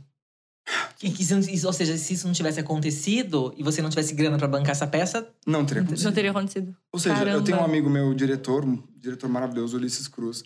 Ele fala que o teatro no Brasil só existe porque tem um bendito de um ator lá em cena que quer fazer aquilo. Senão o teatro no Brasil não ia existir. E parece uma besteira falar isso, mas quando você para e pensa, você fala, meu Deus, quantas outras iniciativas culturais só existem porque tem uma pessoa, ou no nosso caso, 2, que falaram assim, eu vou fazer isso de qualquer jeito. Que obstinação. E ao mesmo tempo, que solitário, que dolorido. Que pena, né? Que pena que a gente tem um país que é tão… E não é só, é uma exclusividade de Estado mesmo. O Estado brasileiro não facilita a produção cultural. E quando eu falo cultura, não é só teatro, é balé, sinfônica, circo, tudo, livro, né? Envolvido na arte. Podcast, sabe? Meu Deus, é muito difícil. Então, olha, é muita luta. E ainda, desculpa, mas ainda mais a gente tem que ainda ouvir, mamou na teta do governo. Além de tudo, a gente tem que ouvir isso. Você dá vontade de quebrar a mesa no meio, entendeu? Porque você tem que lidar com isso, tem que lidar com ser produtor, com subir no palco, né? Falar meu texto e ainda fazer… Exato. E lidar com imprevistos da peça. Imprevisto, né? Gente. Porque, por exemplo, um dos protagonistas da peça quebrou a perna um dia antes do espetáculo estrear. Foi isso, não foi? Gente, olha, esse dia que o Rafa quebrou o pé… A gente tinha feito ensaio aberto. Então… Rindo de nervoso, né? Eu tô rindo de nervoso. Ele quebrou o pé em cena com o público. E a gente ia estrear no dia seguinte. Quando aconteceu isso, a minha pressão foi pro meu pé, assim. Sabe aquele estado que você fala assim, eu vou desmaiar? Chega pra mim. Eu tava em cena. Eu tava vendo ele, eu falei, não acredito que ele quebrou o pé, não tô acreditando. E aí eu fui pro hospital com ele depois da peça. Saí da peça meia-noite, exausto, tenso, fazendo produção. No dia seguinte tinha entrevista, não sei o que, lançamento. Porque produção é tudo, né? Não sei se alguém sabe, mas produção é tudo. Desde o prego até a parte burocrática, até… prestação de conta, quem tem que pagar quando, é tudo. E além de tudo, se um ator quebra o pé, a produção tem que acompanhar. Sim, óbvio.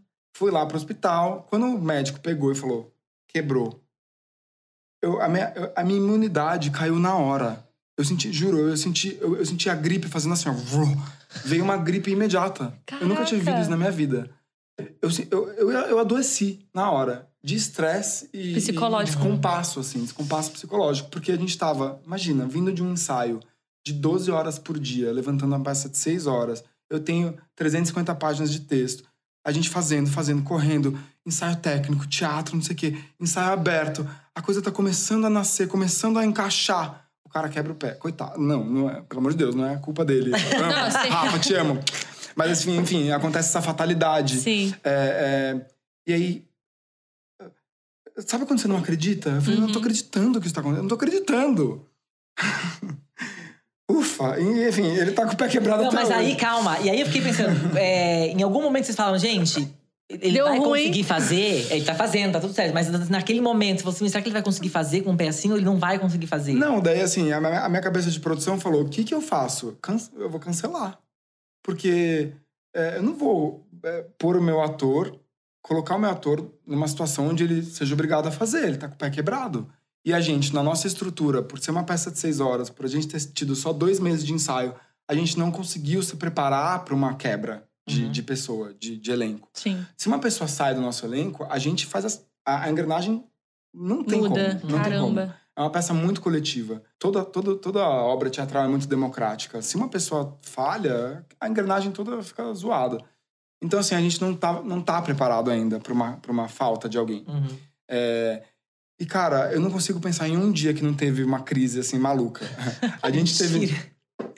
Na estreia da parte 2, o Davi, que é esse meu amigo que me indicou a peça, ele teve um nó na tripa. Ele tem uma questão lá... Desculpa, Davi, vou te expor aqui. Vai. Ele tem Vai expor uma a tripa questão do... intestinal que eu nunca vi na minha vida, que uma parede gruda na outra. É tipo uma dor, assim, de parto que ele sente. E ele teve no dia da estreia da parte 2. A peça começa às 8. Ele chegou no teatro 7h45. Meu pai do E céu. eu, como produção, assim, todo mundo, a Cadê plateia Davi? chegando, lotado, todos os ingressos vendidos, a gente sem o Davi, ele no hospital. E aí, amigo, eu acabei de tomar morfina, tô indo pro teatro, mas será que vai dar tempo? Gente, Caraca. é inacreditável. É inacreditável. E deu certo. Deu, ele chegou, ele fez a peça meio grog, mas ele fez, porque a gente, tudo lá é maluco. Aquele elenco lá aquele elenco lá é de ferro, real, assim. Mas só voltando até a história do Rafa. O Rafa, com um diagnóstico de pé quebrado, ele falou, Bruno, eu vou fazer essa peça nem que seja deitado. Meu pai do céu. Eu falei, amigo, você tem certeza? Tenho. Então tá, demos as mãos, tá lá. E as muletas? As muletas, tá lá. E ele até faz hoje. a peça toda de muleta. Claro, tá Ele faz de acompanhado. muleta? Faz de muleta. Ele tá há 1 mês fazendo a peça de muleta. O público acha que é do personagem. Ai, gente, E eles botam uns cacos ali na hora, às vezes, que tiver fazendo Fingem que tá Mas tudo ele- certo, né? Agora, graças a Deus, já tá calcificando, ele já tá ficando, já tá se recuperando. E na próxima Meu Deus do temporada, céu. que vai ser em junho, acho que ele já vai estar recuperado. Então, quando eu for, ele não vai estar mais de Mas muleta. assim, tá tudo gente, certo. olha, isso é só pra dizer 2 exemplos, assim. É diário, Muitas todo coisas. dia. Ontem aconteceu alguma coisa?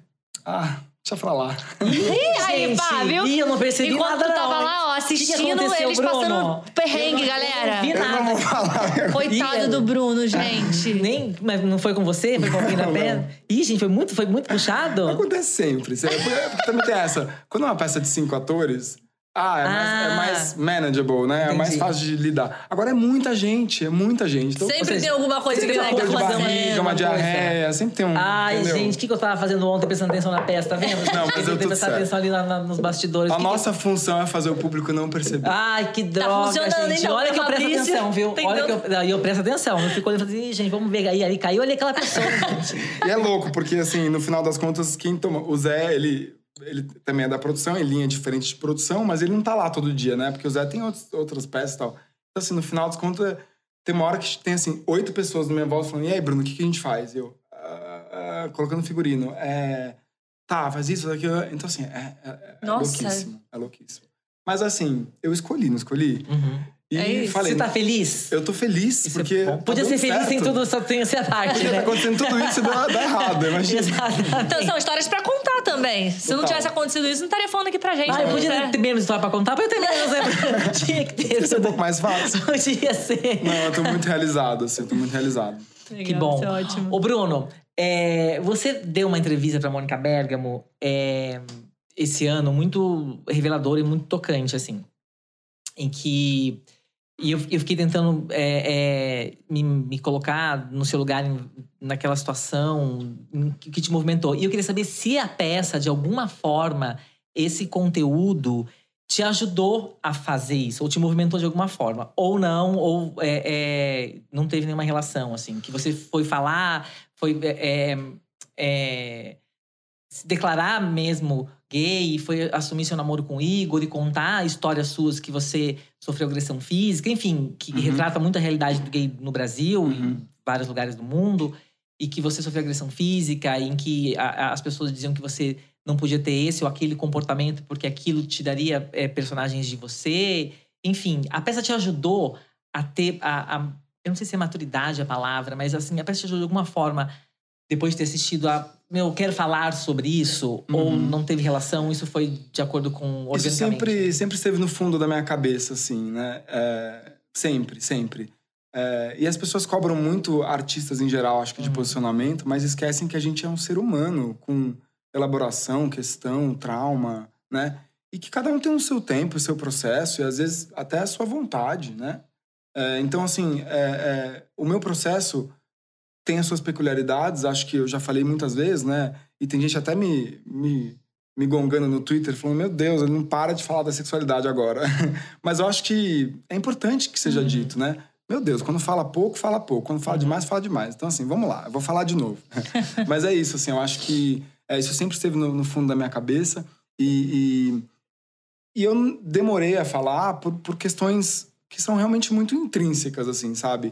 E eu esperava esse momento de maturidade e de sentir realmente mais conforto na própria pele e de realmente me entender com as minhas identificações e tal. E com certeza eu sabia que isso ia acontecer em algum momento. E já planejava isso, já fantasiava esse momento, já, enfim, elaborava ele. Porque, como eu falei ontem, você acho que ouviu, o Bruno artista e o Bruno pessoa é indissociável. É indissociável, não consigo. Isso é quem eu sou. E aí, claro, quando eu vi a peça, ela me tocou nesse lugar também, né? Porque não pela primeira vez, porque eu já havia sentido isso antes, mas quando você vê ali no palco, eu me fiz essas questões também sobre comunidade, sobre senso de comunidade. Quando eu tive aquele contato com aquele senhor do meu lado, que a gente falou, caramba, a gente se compreende de certa forma. Eu fui, assim, ampliando a minha percepção, a minha maturidade sobre o que é pertencer, né? E o que é esse orgulho que a gente fala tanto, né?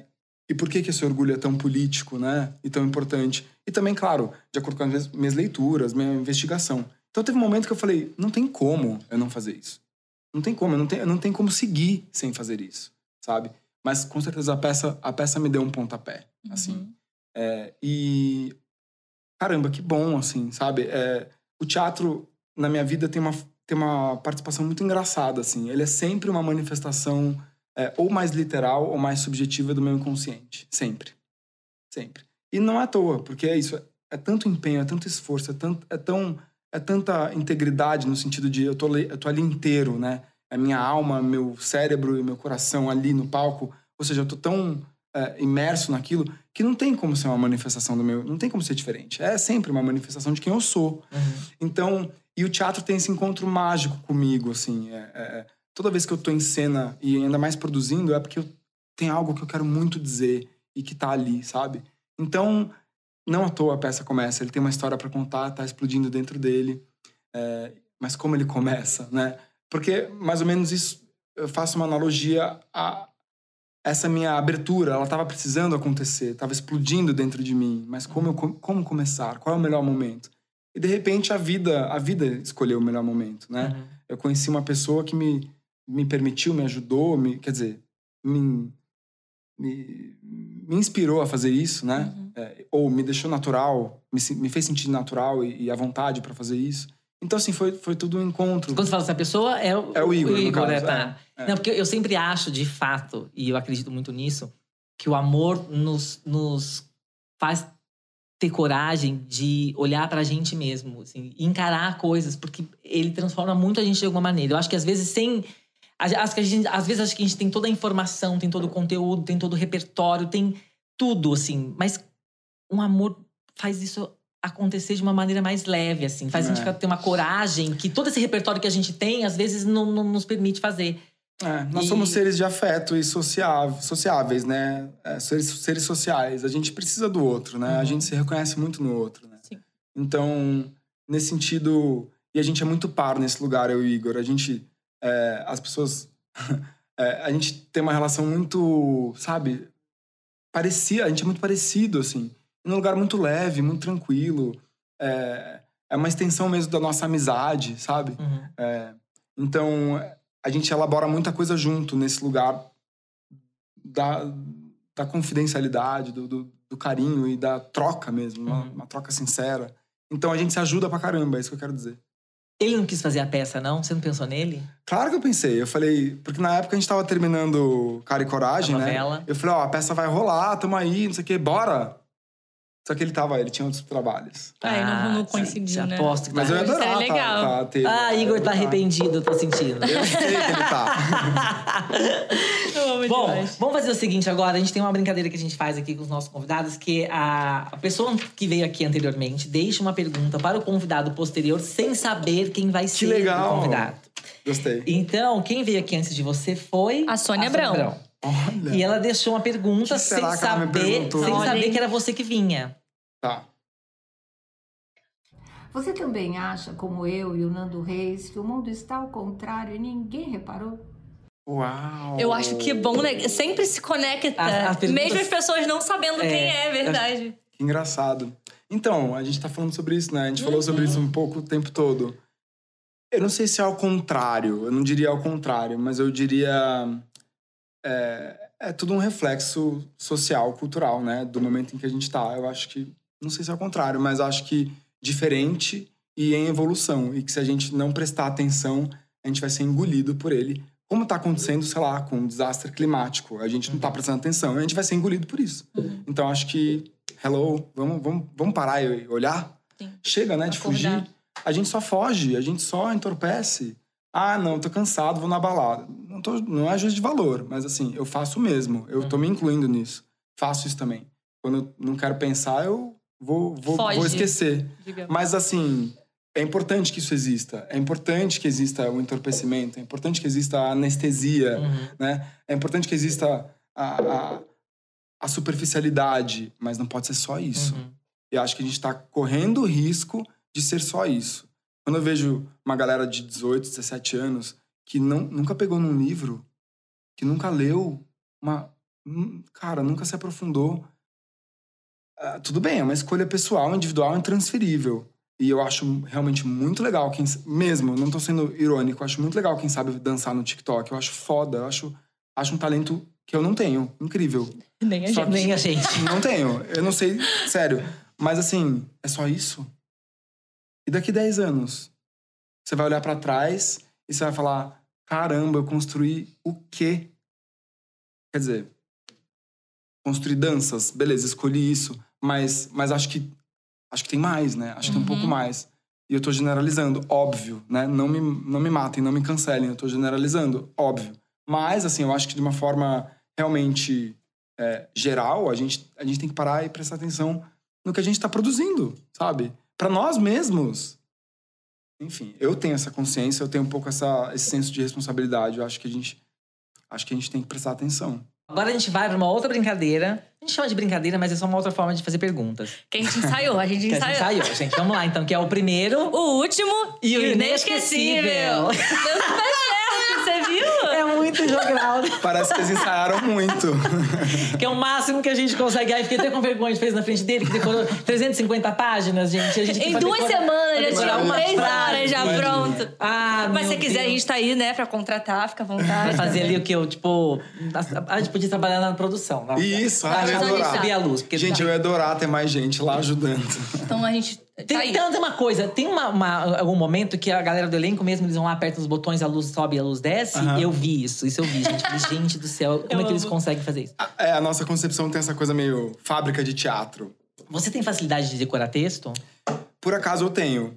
Por acaso, assim, eu digo, na verdade é porque é treino, né? Qualquer pessoa que se prestar a isso vai conseguir. Alguns talvez demorem mais, outros demorem menos, mas é uma questão de prática. Nossa, eu demoro muito.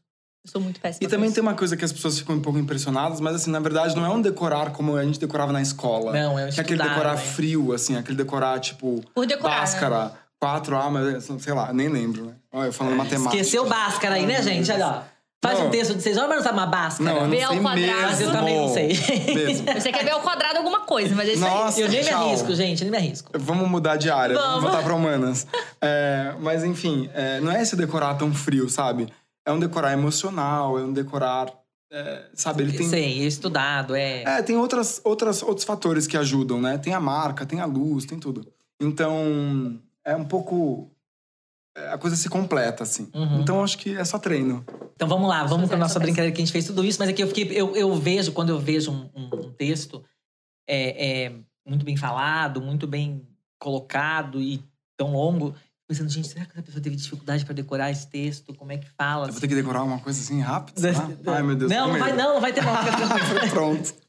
Não, o primeiro e o último inesquecível, a gente vai dar um tema e que você vai ter que me dizer qual foi o primeiro, qual foi o último e qual foi o inesquecível. E o primeiro tema é palco. Qual foi a primeira vez que você pisou no palco? Qual foi a última? A última foi ontem, essa eu posso responder por você. E qual foi uma vez inesquecível? Assim? Bom, palco. A primeira vez foi uma peça que eu fiz de formatura num primeiro curso livre que eu fiz na minha vida, assim. E tinha um monte de executivo na minha turma. Era uma turma muito engraçada, assim, muito variada. Não tinha só aspirante ator, tinha um monte de gente assim, misturada. Eclética. E aí eu fiz essa peça e eu me lembro que, nossa, eu nem sabia o que eu tava fazendo, assim. Eu devia ter, sei lá, 14 anos. Mas eu lembro que eu gostei tanto daquela aventura. Eu era novo e tinha um monte de gente bem mais velha, ou um pouco mais velha que eu. Qual era o personagem? Era uma criação coletiva, era uma coisa meio... Não era uma peça, não era um texto conhecido. Tá. Era uma criação coletiva pra todo mundo ali se inserir.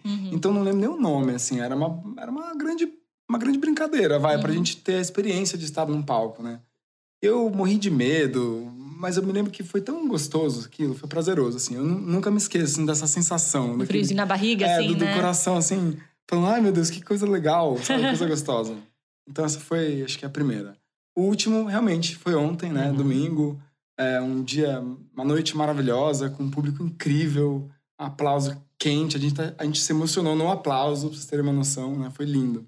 E inesquecível, eu vou dizer que é o último, porque o último é sempre inesquecível. Eu tenho um objetivo interno, assim, que é sempre fazer o atual e o último ser o mais legal. Então é isso que tá acontecendo agora. O meu inesquecível é a herança, nunca vou esquecer disso. Você sente frio na barriga até hoje?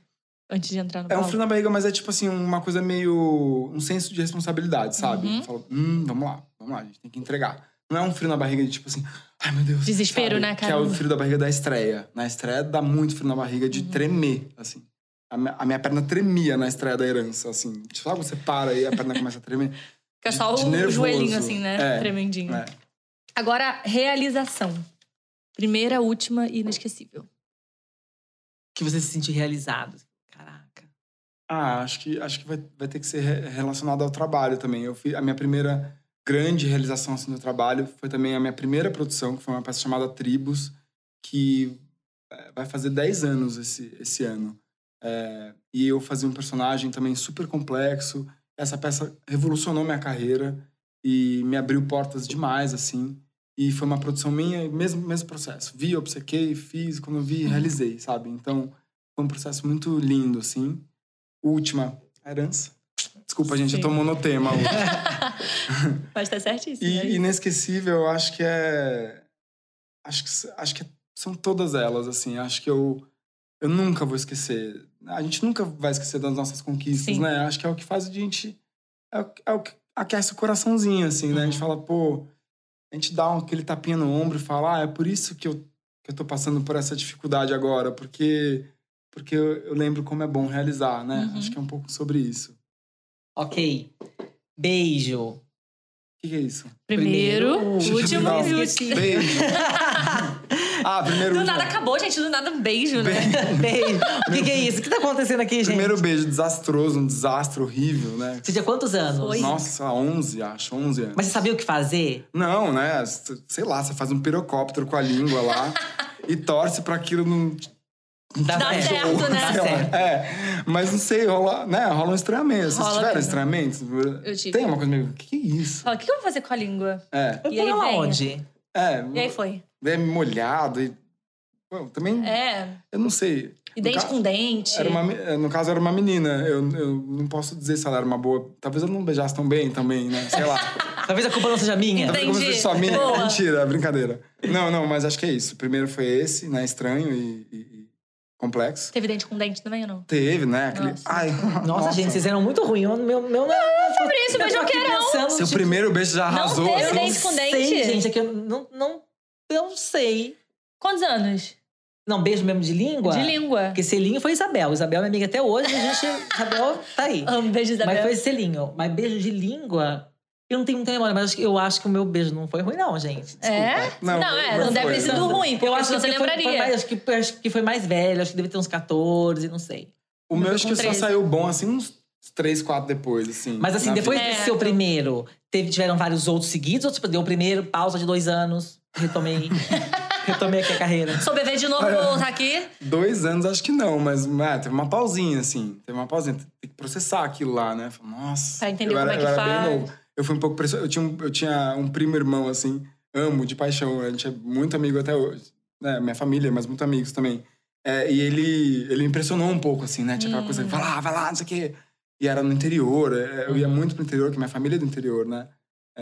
De São Paulo. Então, tinha uma coisa meio... tinha que performar, né? Você ensaiou na laranja? Ensaiei no espelho, halls, no halls. Como assim no hall, gente? Uai, gente, copo com halls. Ah, tá Não? fazendo um copo. Amei! A bala. Nunca tinha ouvido isso. Vocês nunca fizeram Eu isso? também nunca Jamais, gente. Eu fazia no espelho. No espelho? Você lambia o espelho? Deve ser uma coisa do interior de São Paulo, então. Não, porque eu sou do interior de São Paulo, a gente não faz isso, não. Da onde que sua família é? Minha família é de Ourinhos. Ourinhos. Minha família, A minha por de parte Bauru. de mãe. Bauru é perto. É de perto, é Ourinhos. Eu perto. amo, velho. Gente, mas do hall... Nossa, vivi em Ourinhos a minha vida inteira. Maravilhoso. Em Ourinhos fazia. É Ourinhos. Ourinhos, vocês Galera de de Ourinhos, Ourinhos comentem aí. aí, gente. Será que eles estavam me trollando? Você já E eu beijo mal até hoje. Bom, mas esse foi o primeiro. O último foi quando? Ai, meu Deus. O último... Bom, namorar à distância é um pouco chato, né? Por isso. Então, faz o quê? Uma semana e pouca. O Igor mora onde? No Rio? No Rio. Mas E, tá e perto. como é que aqui. funciona? Tipo, ele vem no final de semana? Funciona aí- assim, né? Na base da... Caramba, não sei quando a gente vai se ver de novo. Funciona assim. Mas também No é gostoso, FaceTime. gente. Dá uma saudade ali, dá um... Se fosse perto, seria melhor, né, Bruno? É claro. Ah, não, mas são fases, Tipo assim, gente. vamos ao cinema hoje? Vamos? Eu prefiro. Mas tudo bem, a gente tamo lidando. Não, tá maravilhoso, gente. Tamo lidando. E o inesquecível, Inesquecível. tem um que você falou assim, poxa, aquele ali foi no luar, as ondas passando. Tem alguma memória assim? Foi gostoso. Eu tô tentando pensar o meu também, que eu não. Eu soube o que não me fazer com a veio. língua. Já O tava... meu inesquecível Eu foi senti com- que eu arrasei, eu senti que aqui, ó, dei meu nome. Ai, gente, eu não sei nem contar quantos tiveram. Olha! Gente! Caramba, Bruno! Gente, eu já rodei. Maravilhoso. Eu amo essa... Culpado. Você podia fazer sua fita aqui e falar assim, não, o inesquecível foi com o Igor. Foi aqui, ó. Nossa, A gente pode cortar, se você Tem que quiser fazer voltar. toda uma Tá, linha tá. aqui com A gente corta, gente, essa parte. E o seu inesquecível, Bruno? Foi comigo. Vai, Pedro, é você. É só amor, gente. É Eu quero dizer que, Diego, o meu inesquecível foi com você, tá? Agora fala aí pro Bruno. Bruno, o meu inesquecível foi com você. Total. Garotão. Foi o primeiro beijo, maravilhoso. Vamos lá. Seu primeiro beijo. Não, o primeiro beijo com o Diego. Ah, a gente bom, se encontrou, falsas. entendeu? E tudo mais. Eu acho que essa outra espetáculo, ele meio que já respondeu no palco, né? vamos- O primeiro espetáculo. Então vou pro o último. porre. Vai pro porre. Qual foi O seu primeiro, seu último e inesquecível porre.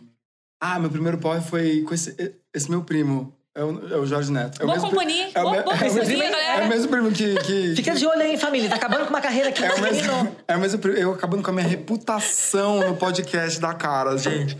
Meu primeiro primo que me ajudou a tirar o BV foi ele que... Minha avó tinha um bar, assim, um negócio... Pode se chamar de um bar na casa dela. Com uns licor, assim, sabe? Uns licor. Sei. E aí, a gente meio... Ai, gente, não quero influenciar ninguém, mas... A gente começou a ver lá, assim, o que será que é aquilo? A gente começou a fazer uma mistura, Experimentar? assim, experimentar. Tipo, licor com cachaça, com vinho, com não sei o quê. Só que a gente era meio criança, assim. Entendi. Pré-adolescente. E a gente ficou bêbado na casa da minha avó. Meu pai... Mas alguém viu? Alguém pegou alguma família e falou assim, querido, vem aqui. Depois pegou, daí foi uma crise. Minha avó surtou, daí lacrou as garrafas. Foi toda uma crise, assim. Foi engraçado. Mas eu me lembro, a gente não sabia nem o que era aquilo. A gente achava gostosinho, estranho. Mas continuava tomando. De repente a gente tava bêbado, entendeu? Um whiskyzinho, não gostava. Você vomitou? Vomitei. Deu PT. Foi DPT. Tu deu PT na pré-adolescência. Tá vendo, gente? É sobre isso. Como é o nome desse seu primo? Jorge Neto. Ô, Jorge, senhor, né? O que mais que ele te orientou, assim, positivamente, gente? Que caminho? A gente viveu muitas coisas legais juntos, assim, muitas, nossa, realmente. E qual foi o último porre? O último porre... eu acho que foi na estreia da Herança. Saiu de lá pra na desopilar. verdade, na estreia né? não, porque na estreia eu tava muito, muito cansado e a gente ainda ter quinta, sexta, sábado, domingo pra fazer peça. Mas foi no domingo pós-estreia. Daí eu falei, gente, hoje eu vou tomar... Mas você toma porre Mas eu sou um pouco velho, né, hoje, então... De idade, você tá falando ou você tá falando de cabeça? De idade, cabeça e corpo, né? Assim, eu me sinto um pouco velho, assim. O porre, aquele porre de cair, assim, eu já evito. Porque no dia seguinte, eu não fico com... Você tem uma produção pra fazer, né, querido? Além de ter a produção pra fazer, eu não fico com ressaca. Eu fico com chikungunya, assim. Você cai total, total, né? Esse porre foi do quê? Eu acho que foi de gin tônica. Ih, gente, foi um golinho, Já foi. Já derrubou ali. Mas você é fraco pra bebida? Não, eu gosto de beber. Você vai, né? E qual foi o porre inesquecível, assim? Daquele caiu na sarjeta, foram te arrastando, o cachorro lambeu a boca. Cara, teve um porre inesquecível que foi quando eu Foi com esse primo? Também. Não. Se bem que eu e ele já fizemos vários inesquecíveis, mas... Nossa, realmente, eu fiz um porre inesquecível com ele. Vocês acabaram de... Qual foi? Olha esse primo, gente. Só em momentos ali, ó. Meu primo é cervejeiro, né? E aí, teve uma época que eu achei que eu era também, mas eu nunca fui. Mas um dia eu falei, vou te acompanhar. Hoje eu vou te acompanhar. Agora que é uma questão de honra. Você tem certeza? Falei, tem, bora. Cervejeiro, pô. Vambora. A gente sentou, eu acho que a gente tomou uns 15 litros de cerveja. Meu senhor. Daí eu me lembro que eu cheguei em casa, eu tava dormindo na casa dele, no interior. Daí eu cheguei, a hora que... Sabe quando você deita, assim, e você não... Eu fiz assim com o olho e já levantei pra vomitar, assim. Foi algo terrível. Mas muitos porres inesquecíveis, gente. Eu também perdi a conta de quantos porres inesquecíveis. Mas foi com o Igor. Mentira. Tô falando só pra compensar a resposta anterior. Tá compensado, muito bom. Bruno, olha, eu não sei se foi bom pra você, mas pra gente foi ótimo. Foi né? ótimo, Pra pra mim mim também. foi ótimo. Olha, eu vou te dizer uma coisa. A gente tinha muita pergunta pra fazer. Você, primeiro, porque a gente queria te conhecer mais, assim. Só que a peça, ela é tão envolvente e ela leva a gente pra tantos caminhos. E pra quem for assistir, vocês vão entender o que eu tô falando. Porque vocês vão se divertir na peça, vocês vão dar risada na peça, vocês vão se emocionar na peça, vocês vão começar a pensar em coisas que às vezes vocês não pensaram, ou vão fazer conexões que vocês não fizeram. Ela vai tocar você em vários lugares. E por isso que foi tão difícil pra mim, no começo da nossa conversa, eu explicar o que era a herança. E a gente foi tão absorto, tão envolvido nisso, que a gente não conseguiu falar mais sobre você. Tomara que você volte mais vezes aqui. Quem sabe a gente faz a parte 2 do podcast. A parte 2 do podcast, gente. Eu acho. Exato, eu concordo. Já que tá na moda. Eu gosto. Essa galera que faz duas partes. Pra gente conhecer mais de você, assim. Porque eu acho que você é um personagem muito... uma pessoa, não um personagem. É muito interessante em vários aspectos. Agora que você falou assim, eu sou velho, não sei o que, minha cabeça é velha, não sei o que. Porque eu acho que tem ali nas suas construções, nas suas escolhas, tem ali, acho que, um espírito de uma pessoa que já viveu muito e que quer passar muito disso pras pessoas, mesmo sabendo que você tem 30 e poucos. Uhum. E eu gostaria muito que você voltasse com... Eu sei que é difícil promover revoluções, que é o que eu acho que vocês estão fazendo com esse espetáculo, e você fala bastante sobre isso. Porque, de fato, é uma revolução em muitos aspectos. Uhum. Acho que você comprou uma confusão pra tua vida. Porque a gente vai querer essa revolução sempre. Mas eu acho que só o fato de uma pessoa como você, jovem, com seu histórico, com as suas possibilidades, se permitir revolucionar, ouvir a você antes de ouvir tudo que está acontecendo em volta e dar voz a essa voz que está dentro de você, é muito especial. E é muito raro. Porque, infelizmente, a gente se deixa contaminar por todas as intempéries que envolvem colocar o que a gente quer fazer para fora. E você conseguiu fazer isso. Diante de todas essas situações, você conseguiu fazer isso. Conseguiu trazer esse espetáculo para o Brasil. E é a primeira vez que ele é traduzido por uma língua que não é em inglês. Conseguiu, diante de todas as impossibilidades, tornar esse espetáculo possível. E acho que o sucesso dele é uma resposta de que você precisa continuar promovendo essa revolução dentro de você e trazendo lá pra fora pra gente. Que legal. Eu sei que é difícil. Eu sei que eu tô aqui falando isso pra você e parece tipo assim, vai revolucionar, meu queridão. Eu sei que é difícil. Imagino, né? Porque eu nunca produzi uma peça de teatro. O que será que eu vou fazer depois de Herança, Exato. gente? Tipo isso. Mas eu tenho certeza que se você continuar ouvindo essa voz que tá dentro de você, que propõe essas loucuras, que você fala que, eu vou assistir uma peça, eu fico enlouquecido com ela, e aí eu tenho que trazer… Enfim, acho que se você continuar ouvindo isso, que falta para as pessoas se ouvirem, talvez porque elas estejam fazendo dancinhas demais nas redes sociais, se você continuar ouvindo essa voz, eu acho que virá revoluções de maneiras diferentes sempre para você e pra gente, consequentemente. Sim. Enquanto tiver um olhar atento como o seu e como de outras pessoas que têm dado esse privilégio pra gente, eu não vou parar nunca. Aê, Brasil, segura! Por favor, não pare mesmo.